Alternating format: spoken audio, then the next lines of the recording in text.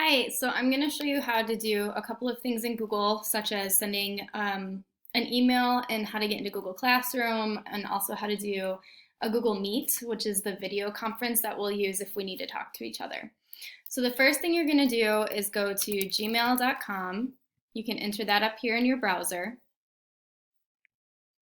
And if you've logged in before, your email will already show up like it does in school over here. If you haven't, it will give you a text box. In that text box, you'll put your email, which is your student number at district65.net. You do need to type at district65.net. And then your password is, I think, your lunch pin. So if you have any trouble logging into your Gmail account, ask your parents to help you and then have them send me an email if you still can't get in, and I will send them your password.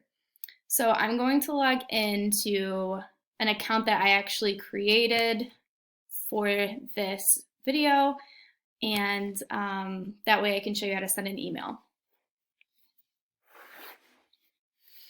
Okay, so I'm looking at my inbox and I can see that I have an email that has not been read. I know that it hasn't been read because it's in bold.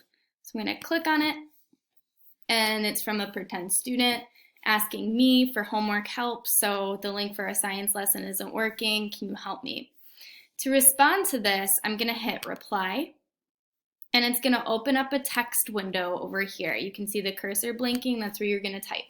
So I'm going to say, hi, Ashley.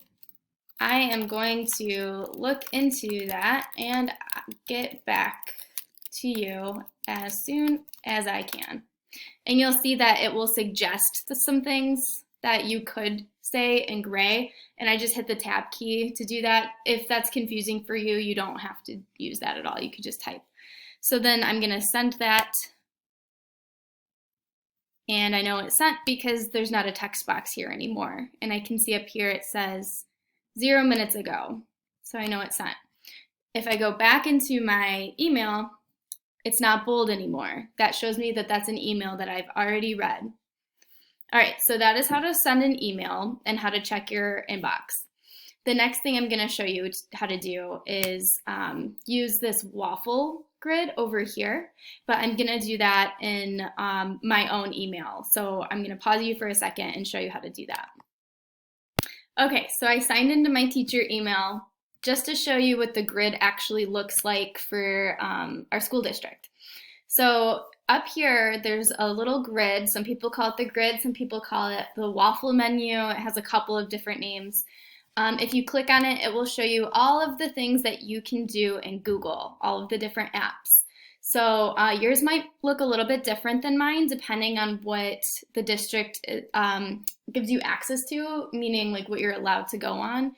So we've used Google Classroom before, but here's the Google Classroom icon. And just a reminder, it's up here next to my profile picture. I've got the waffle menu. Click on that and click on Google Classroom.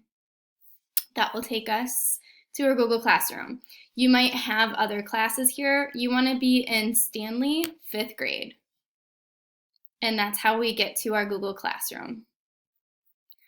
All right, so the next thing I'm going to show you is if I have posted an assignment, how to find that assignment and click on it. It will probably already be linked to the email that I send in the morning, but if you needed to get in, I just want to show you how to do that. So over here it says, Ashley Stanley posted a new assignment, IAR Practice Scavenger Hunt, English Language Arts. So if you click on that, it will open the assignment for you. Remember that each time that I post something, it's like a new post. So you can tell it's new because it's got a little box around it, and they're highlighting as I'm putting my mouse over it. So I'm not actually going to open any of these because it's in teacher view and not student view. But if you have any questions about Google Classroom, send me an email and I can help you out. All right, the next thing I'm going to show you is how to conference call with me. So I will set up the conference call. You just have to email me first and let me know that you want to do a conference call with me. I will not accept a conference call from you. And that's just because if too many people are calling me at one time, I can't help people. It makes it easier for me to organize, especially if you have the same question, I can call you both. So we're going to use Google Meet, which is this icon over here, to be able to call each other. So if I click on that, it's going to, I'm going to show you from my view what I'm going to do. I'm going to start a meeting with you, and let's say I call it Stanley 208 is the meeting.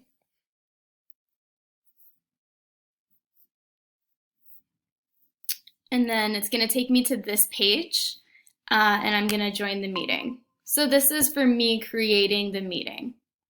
Now, for me to add you to a meeting, I'm going to add people, and I'll type your email up here. So I'm going to show you what that looks like from a student perspective in 1 second. I'm just going to pause you. All right, so now I am back in my email box, and you'll see here it says happening now. Ashley Stanley is inviting you to a video meeting. I'll click on that, and then you can click the button to join the meeting.